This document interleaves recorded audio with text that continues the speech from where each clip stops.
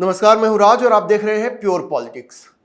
खबर यह है कि प्रधानमंत्री नरेंद्र मोदी ने आखिरकार अमेरिकी राष्ट्रपति डोनाल्ड ट्रंप के खिलाफ ऐलान जंग कर ही दिया है। मोदी ने स्पष्ट कर दिया है कि भारत ट्रंप की अनर्गल बातों पर अब चुप नहीं रहेगा, बल्कि खुलकर उसका जवाब देगा और अगर जरूरत पड़ी तो भारत आर पार की लड़ाई के लिए भी तैयार है। आपने देखा होगा कि भारत ने ट्रंप की धमकी का किस तरह से करारा जवाब दिया है, जिसे सुनकर ट्रंप को गहरा सदमा लग गया है। उन्हें उम्मीद नहीं थी, ट्रंप को उम्मीद नहीं थी कि मोदी और उनकी सरकार उनको इस तरह से जवाब देगी। दरअसल मोदी को पहचानने में ट्रंप ने बड़ी भारी भूल कर दी। आज मैं आपको विस्तार से बताऊंगा कि ट्रंप की नकेल कसने के लिए मोदी ने किस तरह का चक्रव्यूह बनाया है, जिसमें ट्रंप अब बुरी तरह फंसते हुए दिख रहे हैं। उनकी छटपटाहट साफ दिख रही है। मैं आपको मोदी के इस खतरनाक प्लान के बारे में विस्तार से बताऊंगा।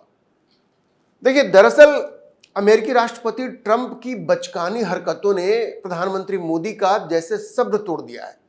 जिस तरह से ट्रंप भारत को टारगेट कर रहे थे, अभी भी कर रहे हैं। पहले तो भारत पाकिस्तान के बीच सीज फायर का क्रेडिट लेने की कोशिश की।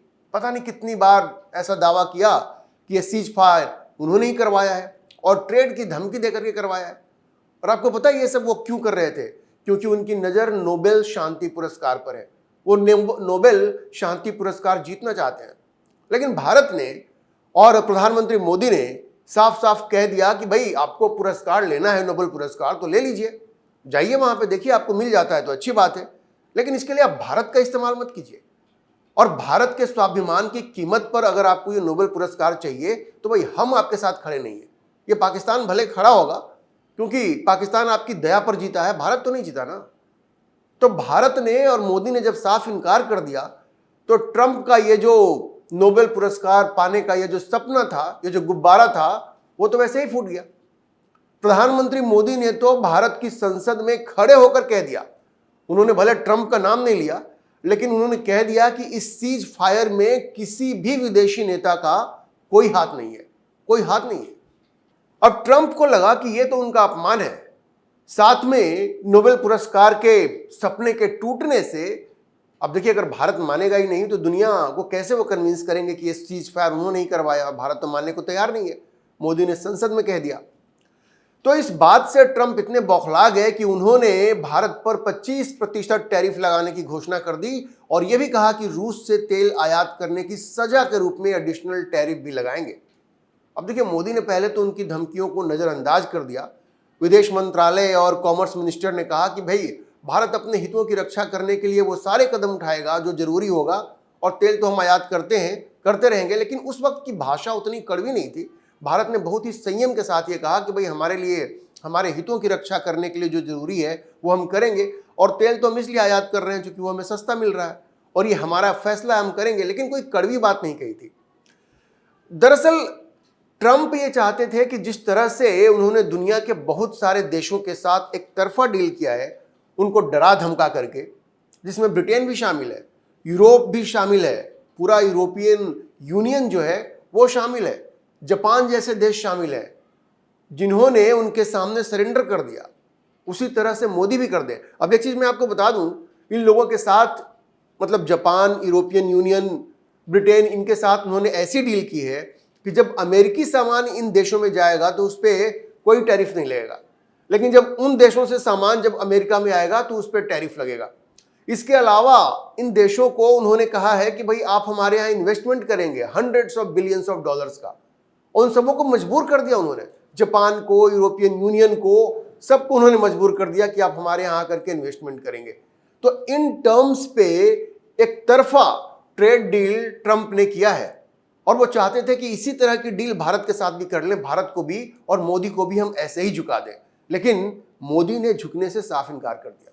ट्रंप ने मोदी को समझने में गलती कर दी। मोदी ने तो उन सेक्टर्स को भी खोलने से साफ मना कर दिया जिस पर ट्रंप की नजर थी, एग्रीकल्चर और डेयरी सेक्टर।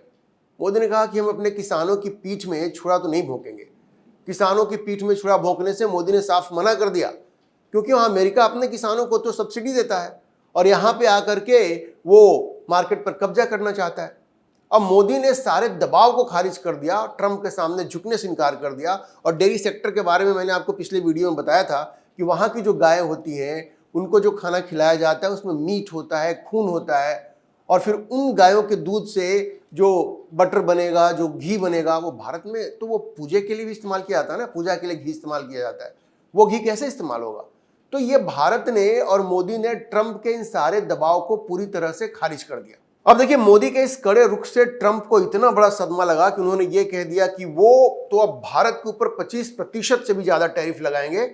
और बहाना क्या बनाया? बहाना बनाया कि भारत न सिर्फ रूस से तेल खरीद रहा है बल्कि उस तेल को ओपन मार्केट में बेच रहा है। ओपन मार्केट में बेच करके भारत जो है वो पैसा बना रहा है, यह बहाना बनाया डोनाल्ड ट्रंप ने। लेकिन इस बार जो धमकी के अंदाज में ट्रंप ने कहा ना, तो उससे मोदी का धैर्य जो है वो जवाब दे गया। ट्रंप की बेहुदगी और अनर्गल बयानबाजी से इस बार मोदी का धैर्य टूट गया।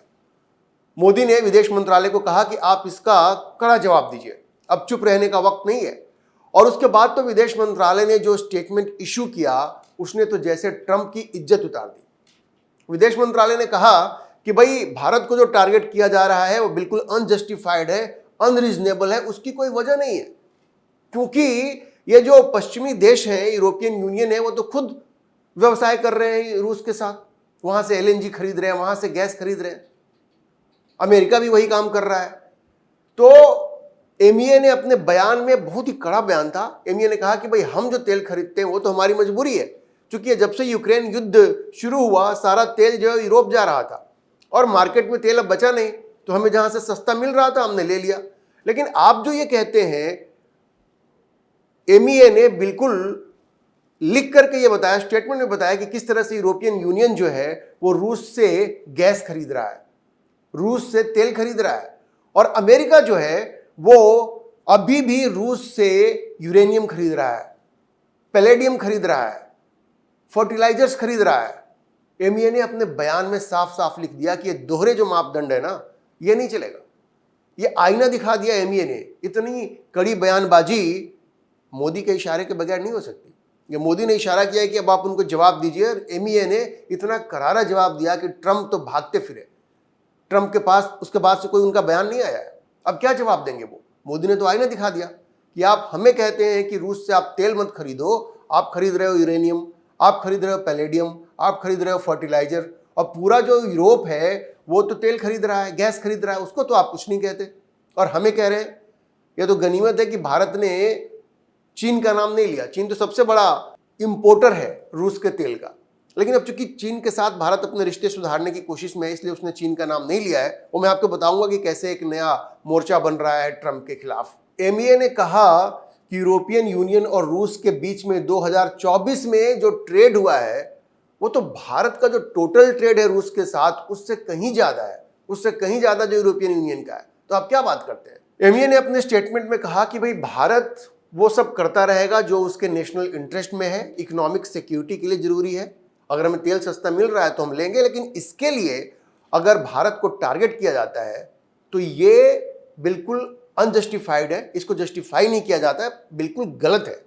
ये जो स्टेटमेंट जब आया ना, पूरी दुनिया में हड़कंप मच गया कि अरे, ये तो भारत ने और मोदी ने ट्रंप को आंख में आंख डाल करके जवाब दे दिया कि तुम जो कह रहे हो वो गलत है। लेकिन जैसे मैंने आपको कहा, मोदी का धैर्य जवाब दे गया है ट्रंप की इन बेतुकी बातों से और अनर्गल बयानबाजियों से। जैसे मैंने कहा, एमईए ने पूरी इज्जत उतार दी ट्रंप की। एमईए के इस बयान के बाद ट्रंप और अमेरिका पूरी तरह से सदमे में है और भारत ने मन बना लिया है कि ट्रंप को सबक सिखाना अब जरूरी हो गया है। मैं आपको बता दूं कि डोभाल भी रूस के दौरे पर जा रहे हैं और यह ट्रंप के लिए सिग्नल है कि भारत को अकेला समझने की भूल मत करो। और डोभाल के बाद जयशंकर भी रूस जाएंगे और उसके बाद पुतिन को भी भारत आना है समिट टॉक्स के लिए। मतलब समझिए, भारत और रूस की जो दोस्ती है वो टूटने वाली नहीं है। नरेंद्र मोदी ने साफ सिग्नल दे दिया है कि भाई, ट्रंप कुछ भी कहते रहे, लेकिन ये भारत और रूस की जो दोस्ती है वो टूटने वाली नहीं है। और इस बीच में आपको बता दूं कि रूस ने भी इस बात की कड़ी निंदा की है कि जो ट्रंप है वो भारत को धमका रहे हैं कि तुम रूस से तेल क्यों खरीद रहे हो। रूस ने कह दिया कि भाई, सोवेरेंटी भी कोई चीज है, भारत एक संप्रभु देश है, भारत एक सोवेरेन कंट्री है। आप अगर उसको धमकाएंगे कि वो किससे तेल खरीदे, किससे ना खरीदे, कौन उसका ट्रेडिंग पार्टनर होगा, कौन नहीं होगा, तो ये इलीगल है, ये गैर कानूनी है। ये रूस ने भी साफ साफ कह दिया, मतलब रूस भी खुल करके भारत के पक्ष में आ गया है और इशारा बहुत साफ है कि ट्रंप अगर लड़ना चाहते हैं तो फिर लड़ ले, वो लड़ ले। रूस भी भारत के साथ खड़ा है। और मैंने आपको बताया कि एक RIC जो ब्लॉक था उसको फिर से जिंदा करने की बात हो रही है, रूस, चीन और भारत। अभी एससीओ समिट के लिए नरेंद्र मोदी चीन जाने वाले हैं और वहां पे मोदी, जिनपिंग और पुतिन की मीटिंग होने वाली है और इस बात की पूरी संभावना है कि RIC ब्लॉक को फिर से जिंदा किया जाए। आप समझिए कि भारत, रूस और चीन धीरे धीरे करीब आ रहे हैं और उसकी वजह सिर्फ यही है कि ट्रंप अपनी मनमानी कर रहे हैं और सारी दुनिया को दबाने की कोशिश कर रहे हैं। एक चीज मैं आपको और बता दूं कि ट्रंप की ये जो मनमानी है ना, ये जो दबंगई है, उसके खिलाफ उनके जो मित्र देश हैं उनके अंदर बहुत ज्यादा आक्रोश है। ये जो यूरोपियन यूनियन के साथ जो एक तरफा डील की है ट्रंप ने, कि ट्रंप के यहां से अमेरिका से जो सामान जाएगा उस पर कोई टैरिफ नहीं लगेगा, लेकिन यूरोपियन यूनियन से जो सामान जाएगा उस पर 15% टैरिफ लगेगा, इससे फ्रांस बिल्कुल खुश नहीं है। वो यूरोपियन यूनियन के अंदर वो ये सवाल उठा रहा है कि आप क्या कर रहे हो, ये तो बिल्कुल सरेंडर है। और फ्रांस ये कह रहा है यूरोपियन यूनियन को कि आप इसको फिर से निगोशिएट कीजिए। भाई ऐसा कैसे हो सकता है कि उनका कोई सामान आएगा तो उस पर कोई टैरिफ नहीं लगेगा और हम लोग भेजेंगे तो उस पर टैरिफ लगेगा। और दूसरे ये जो यूरोपियन यूनियन को फोर्स किया है कि बिलियंस ऑफ डॉलर आप वहां पे इन्वेस्ट कीजिए अमेरिका में, तो ये तो बड़ा एक तरफा डील है। और यूरोपियन यूनियन के अंदर इसके खिलाफ आवाजें उठ रही हैं, ट्रंप के खिलाफ आवाजें उठ रही हैं। और देखिए, ट्रंप से ऑस्ट्रेलिया भी इतना तंग आ गया है, ऑस्ट्रेलिया भी उसका बड़ा करीबी सहयोगी है, नेटो मेंबर है वो भी। ऑस्ट्रेलिया ने कहा है कि वो फिलिस्तीन को आजाद देश के रूप में मान्यता देगा। तो अमेरिका ने उसे धमकाया कि ऐसा करोगे तो हम और टैरिफ बढ़ा देंगे, तुम्हारे ऊपर सैंक्शन लगाएंगे। आपको पता है ऑस्ट्रेलिया ने क्या कहा? ऑस्ट्रेलिया ने ट्रंप को कहा कि हम एक सोवरेन कंट्री हैं, हम एक संप्रभु देश हैं, हम आपकी धमकियों की परवाह नहीं करते और हमें जो अच्छा लगेगा हम वही करेंगे। देखिए, बात क्या है कि ट्रंप की दादागिरी से पूरी दुनिया में एक आक्रोश का माहौल बनता जा रहा है। उनके बात करने का सलीका जैसा है और ऐसे लगता है कि वो कोई नए एम्परर हो गए हैं। जैसे ब्राजील के राष्ट्रपति लूला डी सिल्वा ने कहा कि भाई इस दुनिया को कोई नया एम्परर नहीं चाहिए, कोई नया राजा नहीं चाहिए इस दुनिया को कि कोई किंग है और दूसरों को वो ऑर्डर दे रहा है। और ये बात सब जगह धीरे धीरे अब आप देखेंगे कि लोग विद्रोह पे उतारू हो रहे हैं, जो अलग अलग देश हैं। और इसमें खुद अमेरिका के मित्र देश हैं, कनाडा को आप देख लीजिए विद्रोह की स्थिति है, यूरोपियन यूनियन का मैंने आपको बताया, ऑस्ट्रेलिया को आप देख लीजिए, सब जगह विद्रोह की स्थिति है। दरअसल ट्रंप का व्यवहार ऐसा है कि हर देश को ऐसा लग रहा है कि वो उसकी सोवेरेंटी पर, संप्रभुता पर हमला कर रहे हैं और सारी दुनिया में ये विद्रोह की चिंगारी भड़क रही है ट्रंप के खिलाफ।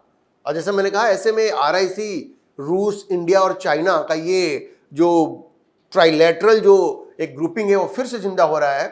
और मोदी, पुतिन, जिनपिंग की मीटिंग चीन में होने वाली है, मैंने आपको बताया SCO की जो मीटिंग होगी उसमें। तो ट्रंप जो है वो मोदी के चक्रव्यूह में बुरी तरह फंसते जा रहे हैं। ये चक्रव्यूह मोदी ने बिछा दिया है। रूस और चीन से जो नजदीकियां हैं वो इसी की तरफ इशारा है। इस चक्रव्यूह में ट्रंप बुरी तरह फंसते जा रहे हैं। और देखिए, इस चक्रव्यूह में ट्रंप न सिर्फ फंसते दिख रहे हैं बल्कि बुरी तरह से छटपटाते हुए भी दिख रहे हैं। लेकिन अब उनकी शर्मनाक हार तय है और नोबेल पुरस्कार का उनका सपना तो अब सिर्फ सपना ही बनकर रह जाएगा। अभी के लिए इतना ही। हम इस खबर पर नजर बना करके रखेंगे और आपको अपडेट करते रहेंगे। इस विषय पर आप क्या सोचते हैं, अपनी राय कमेंट बॉक्स में जरूर लिखें। और अगर आपको वीडियो पसंद आया हो तो आप इसे लाइक करें, शेयर करें और हमारे चैनल को सब्सक्राइब जरूर करें।